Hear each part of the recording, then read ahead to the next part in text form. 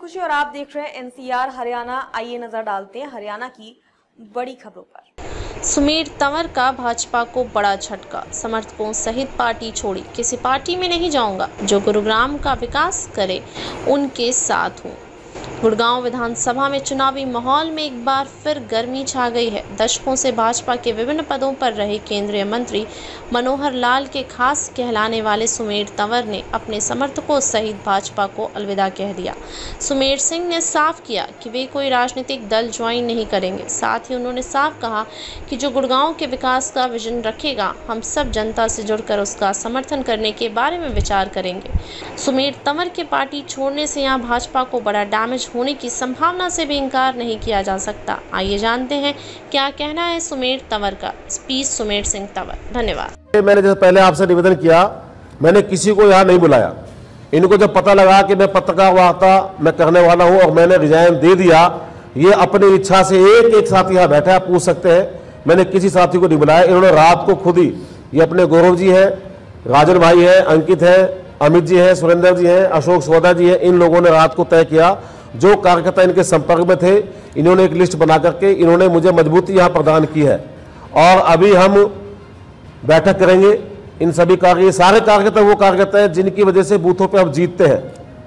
और अभी हम जाएंगे, हर बूथ पे जाएंगे। भारतीय जनता पार्टी के जो हमारे जो कार्यकर्ता हैं, वहाँ उनसे 2-3 दिन के अंदर विचार करके, 2 दिन के अंदर या 3 दिन के अंदर, जैसा उनका सबका सामूहिक फैसला होगा, राष्ट्र और देश और गुड़गांव के हित में जो फैसला होगा, हम वो फैसला करेंगे। और एक बात मैं आपको बता दूं कि मैं किसी भी पार्टी को ज्वाइन नहीं करूंगा, ये पहले बता रहा हूं। और किसी भी पार्टी के कैंडिडेट को सपोर्ट भी नहीं करूंगा। मैं, यदि हम सब साथी यहां बैठे, पटौदी से हमारे कार्यकर्ता आए हुए, जहां इनका मन हो, जो अपने इलाके का विकास कर सकता हो, उनको लगता हो कि वो अपने इलाके में सक्रिय है, ईमानदार है, शरीफ आदमी है, गुंडा बदमाश नहीं है, अनुशासित आदमी है, तो ये स्वतंत्र है, किसी भी कार्यकर्ता की ऐसे की सपोर्ट कर सकते हैं। चल रही है बात सोशल मीडिया पे भी वैसे, तो बीजेपी में आप 37 साल रहे हो, बीजेपी के सेंटर से या स्टेट से किसी मंत्री ने, प्रभारी ने, पदाधिकारी ने, संगठन ने संपर्क किया है रोकने की कोशिश? मेरे पास अभी तक किसी व्यक्ति का फोन नहीं आया, ना मुझे इस प्रकार का किसी ने कोई प्रयास किया है। सोशल मीडिया पे जरूर चल रही है, पर किसी व्यक्ति ने अभी कोई ऐसा प्रयास नहीं किया।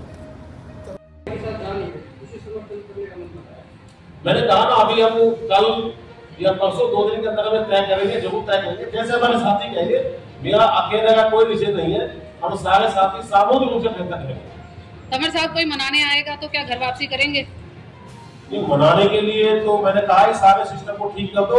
भारतीय जनता पार्टी के अंदर जो इंसाफ मंच का जो कब्जा हो गया है, जो राव इंद्रजीत का जो कब्जा हो गया है, इसको आप हटा दो, मैं काम करूंगा। गुरुग्राम विधानसभा पे भी आपको लग रहा है कि राव इंद्रजीत का ही कब्जा है? गुड़गांव विधानसभा से भी इंसाफ मंच का ही आदमी चुनाव लड़ रहा है। क्या पद है उनके पास वहां पर? मैं उस कार्यकर्ता कहूंगा, क्योंकि 2014 में अनुशासनहीनता के आरोप में वो व्यक्ति पार्टी से बाहर चला गया था। मैं नाम नहीं लेना चाहूंगा, वो किन आरोपों के अंदर उसको पार्टी से बाहर किया गया, ये सभी लोग आप जानते हैं। 6 साल के लिए निष्कासित थे और उनका निष्कासन वापस हुआ। और पार्टी के सभी तमाम लोगों को पता है किस प्रेशर में, किस दबाव में। मैंने कहा, पहले भी मैंने अपने संबोधन में कहा कि राव इंद्रजीत सिंह और इंसाफ मंच के दबाव में ये टिकट दिया गया। मैंने कहा कि यहाँ पर संगठन चुनाव लड़ी हुई है, यहाँ पर इंसाफ मंच के लोग चुनाव लड़ रहे हैं। भारतीय जनता पार्टी चुनाव नहीं लड़ रही। इंसाफ मंच पूरे हरियाणा, दक्षिण हरियाणा के अंदर इंसाफ मंच के कार्यकर्ता ही चुनाव लड़ रहे हैं। राजनीति की भेंट चढ़ रहा है गुरुग्राम की। आजकल सुविधाएं कोई भी उपलब्ध नहीं है और राजनीति की ही भेंट चढ़ रहा है। 100% पैसे का बोलबाला है। हर आदमी पैसे से प्यार करता है। यहाँ की जितनी समस्या है, समस्याओं के बारे में किसी का ध्यान नहीं है।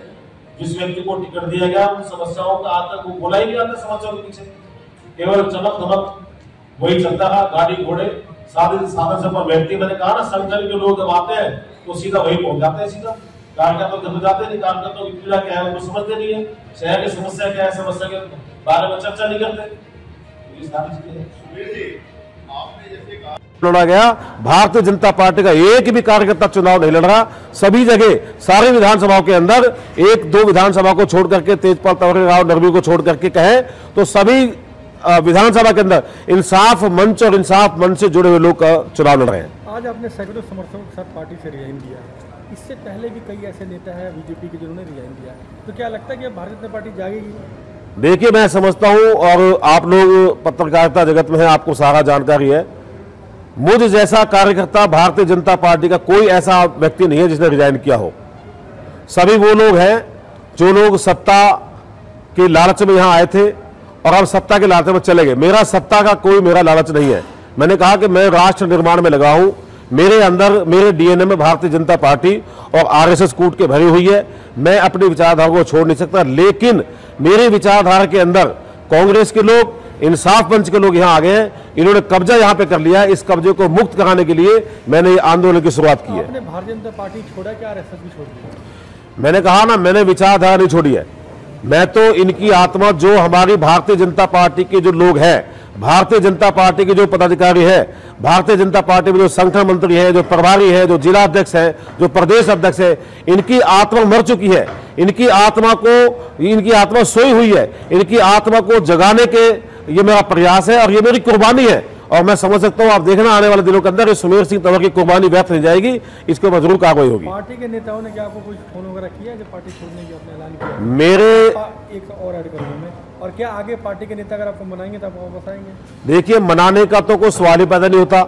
मैंने कहा ना, मैं तो एक आंदोलनकारी हूं और जब तक भारतीय जनता पार्टी से ये लोग बाहर नहीं निकल जाएंगे, मेरा ये आंदोलन रहेगा।